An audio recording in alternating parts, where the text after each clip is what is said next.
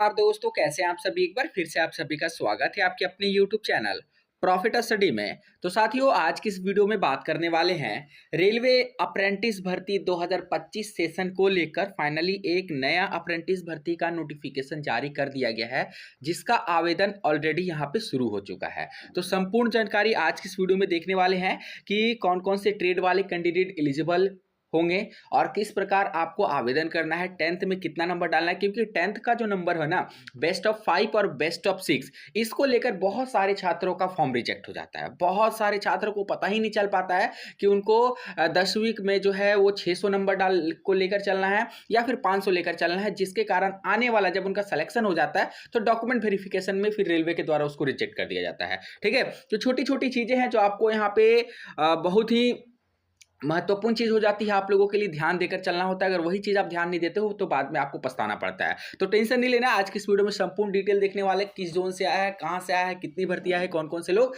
आवेदन कर सकते हैं, कौन कौन से ट्रेड वाले कैंडिडेट फॉर्म भर सकते हैं, संपूर्ण जानकारी आज की इस वीडियो में देखने वाले हैं। तो चलिए वीडियो की शुरुआत करते हैं। इससे पहले जितने कैंडिडेट चैनल पर फर्स्ट टाइम सब्सक्राइब नहीं किए, फटाफट करके सब्सक्राइब कर दीजिएगा रेलवे भर्ती की पल पल के अपडेट के लिए। इसके साथ साथ डिस्क्रिप्शन में आपको टेलीग्राम ग्रुप, व्हाट्सएप ग्रुप का लिंक मिलेगा, जरूर जरूर ज्वाइन कर लीजिएगा। हर तरह का लेटेस्ट इंपॉर्टेंट अपडेट कंटिन्यू आपको वहां पे देखने को मिलते रहते हैं।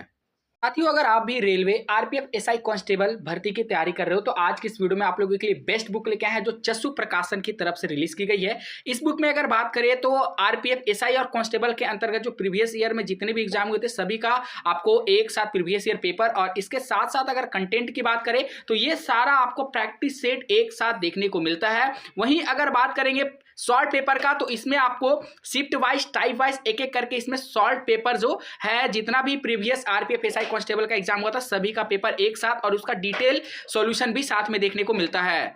और वहीं अगर चस्सू प्रकाशन की और बेस्ट बुक के बारे में बात करें जो आपका आरपीएफ एसआई कांस्टेबल के अंतर्गत रिलीज किया जाता है, जिसमें आपका स्टडी गाइड कांस्टेबल के अंतर्गत, जिसमें आपका रीजनिंग 6000 से ज्यादा है, TCS MCQ question, railway mathematics 6000 से ज्यादा टीसीएस एमसीक्यू, इसके साथ साथ रेलवे सम्मान अध्ययन चैप्टर वाइज जिसमें 7000 के आसपास क्वेश्चन देखने को मिलता है। इस बुक को खरीदने के लिए डिस्क्रिप्शन में आपको लिंक मिलेगा, नहीं तो नियरेस्ट बुक स्टोर पर जाकर इस बुक को परचेस कर सकते हो। तो साथियों, आप लोग को याद होगा कि मेट्रो रेलवे कोलकाता की तरफ से आज से कुछ टाइम पहले यहाँ पे ऑफिशियल नोटिफिकेशन जारी किया गया था, परंतु उसमें जो ऑनलाइन आवेदन का डेट था वो 1 मंथ के बाद से आवेदन शुरू होना था। ठीक है, फाइनली अभी अभी अपडेट निकल कर आ गई है कि इसका ऑनलाइन जो आवेदन था, देखिए टॉप में अभी भी आपको फ्लैश हो रहा होगा कि notification for engagement of act apprentice in metro railway Kolkata for the year of कितना 25-26 सेशन का। देखिए मेट्रो रेलवे कोलकाता सबसे फास्ट प्रोसेस करवाता है, और देखिए अभी बहुत सारे ऐसे रेलवे के डिवीजन है जहां पर अभी आपका 24-25 सेशन का ज्वाइनिंग का अपडेट चल रहा है। ठीक है, कुछ तो ऐसे भी डिवीजन है जहां पे 24-25 सेशन का अभी तक अप्रेंटिस भर्ती भी नहीं आया है। और वहीं मेट्रो रेलवे का बात करेंगे तो ये आपका 25-26 सेशन का अप्रेंटिस भर्ती निकाल के ले आया है। सोचिए, मतलब मेट्रो रेलवे बहुत फास्ट यहाँ पे काम करता है। अब बहुत सारे छात्रों के मन में ये सवाल होगा कि क्या हम अगर मेट्रो रेलवे से अप्रेंटिस करते हैं, मेट्रो रेलवे कोलकाता से अप्रेंटिस करते हैं, तो हमको आने वाला टाइम में रेलवे ग्रुप डी में बेनिफिट मिलेगा? मुझे पता है आप लोगों के मन में ये सवाल चल रहा है, तो सबसे पहले इस सवाल को क्लियर कर दिया जाए, फिर उसके बाद हम बढ़ेंगे कि कौन कौन से ट्रेड है और किस प्रकार आपको क्या करना है।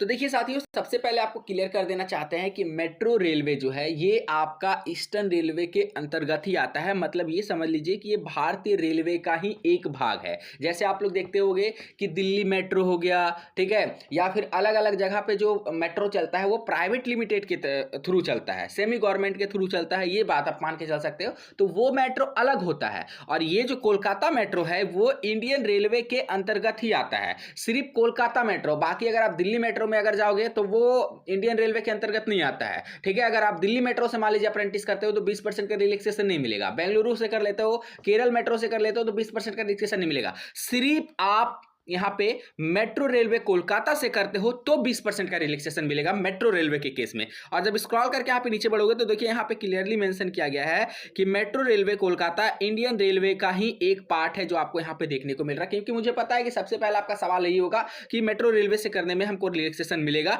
कि नहीं मिलेगा। तो चलिए, ये आपका डाउट क्लियर हो गया कि मेट्रो रेलवे कोलकाता से आप अप्रेंटिस करोगे तो 20% का आरक्षण मिलेगा। अगर दिल्ली से कर लेते हो या फिर केरल, मतलब मेट्रो रेलवे कोलकाता को छोड़कर बाकी आप कोई भी मेट्रो रेलवे के अंतर्गत करते हो तो रिलैक्सेशन नहीं मिलेगा, सिर्फ आपको कोलकाता मेट्रो में मिलेगा। ठीक है, बाकी इंडियन रेलवे में तो करोगे तो मिलेगा ही मिलेगा। अब चलते हैं इसके ऑफिशियल नोटिफिकेशन पे।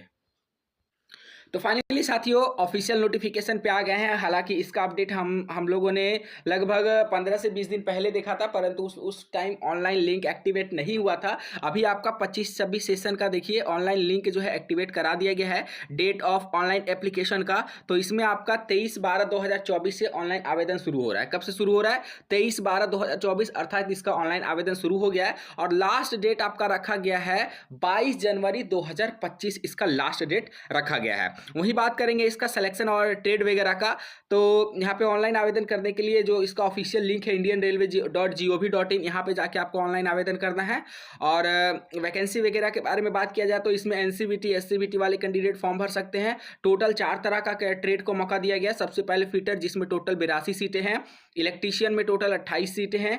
मैकेनिस्ट में टोटल 9 सीटें हैं। और वेल्डर में टोटल 9 सीटें। टोटल यहाँ पे 128 सीटों पर भर्ती आती है। और ये भर्ती हर साल आपको देखने को मिलती है। लगभग इतना ही पोस्ट इसमें रहता है, 128 का 128 ही पोस्ट रहता है। अप डाउन बहुत मुश्किल है इसमें देखने, 128 का 128 पोस्ट आपको देखने को मिलता है। ठीक है, देन उसके बाद यहाँ पे बात करते हैं एज का। जो यहाँ पे काउंट है वो 15 से लेकर 24 तक आपको एज का काउंट दिया जाएगा। अगर आप ओबीसी से बिलोंग करते हो तो आपको 3 साल का एज रिलैक्सेशन दिया जाएगा। एससी एसटी से बिलोंग करते हो तो आपको यहाँ पे 5 साल का।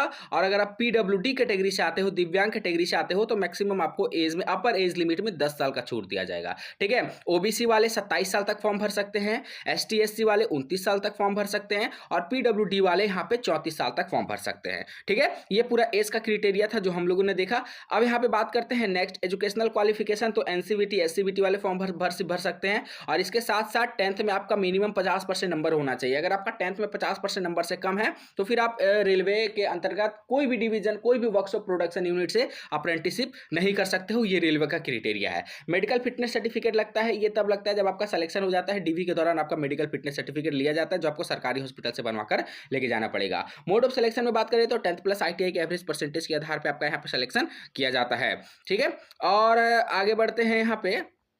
हाँ, एप्लीकेशन फीस समझ लीजिए। यहाँ पे आपको एप्लीकेशन फीस लगेगा। सिर्फ ST SC PWD women category को नहीं देना है। बाकी अगर आप UR से आते हैं, OBC से आते हैं, अगर EWS कैटेगरी होगा तो EWS वालों को भी देना है। 100 रुपीज़ का पेमेंट लगता है। ठीक है, हाउ टू अप्लाई सिंपल। आपको यहाँ पे रेलवे के ऑफिशियल अप्रेंटिसशिप पोर्टल से भी यहाँ पे जाके पहले आपको रजिस्ट्रेशन करना पड़ेगा। नेप्स पे 100% प्रोफाइल कंप्लीट करना पड़ेगा। ठीक है, तो इसके लिए ऑलरेडी चैनल पे वीडियो अपलोड है, जाके सर्च करिएगा नेप्स प्रोफाइल कैसे बनाए बाय प्रॉफिट स्टडी। टॉप में ही वीडियो आ जाएगा जिसमें हर एक छोटी छोटी चीजों को बहुत बारीकी से आपको समझाया गया है। क्योंकि नेप्स पोर्टल में अगर एक बार आप गलती कर देते हो तो इसमें सुधारना बहुत ही मुश्किल हो जाता है। ठीक है, यहाँ से नेप्स पोर्टल बनाने के बाद आपको ये जो ऑफिशियली लिंक है, चलिए हम आपको एक बार दिखा भी देते हैं। और हालांकि हम आपको वो का मतलब अप्लाई करने का जो लिंक है वो हम आपको टेलीग्राम में भी प्रोवाइड कर देंगे।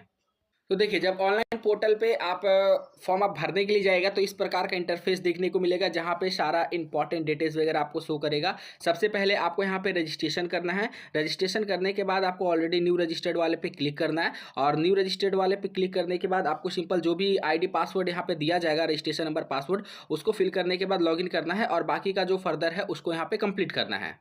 ठीक है साथियों, तो आई होप आप लोग समझ गए होंगे कि किस प्रकार इसमें क्या क्या करना है। फिर भी अगर इस रिलेटेड आपके मन में कोई सवाल आता है, कोई डाउट आता है, तो कमेंट सेक्शन में मेंशन करके जरूर बताइएगा। आज के लिए इतना ही, फिर से मिलेंगे आपसे नई भर्ती नई जानकारी के साथ। तब तक के लिए जय हिंद, जय भारत।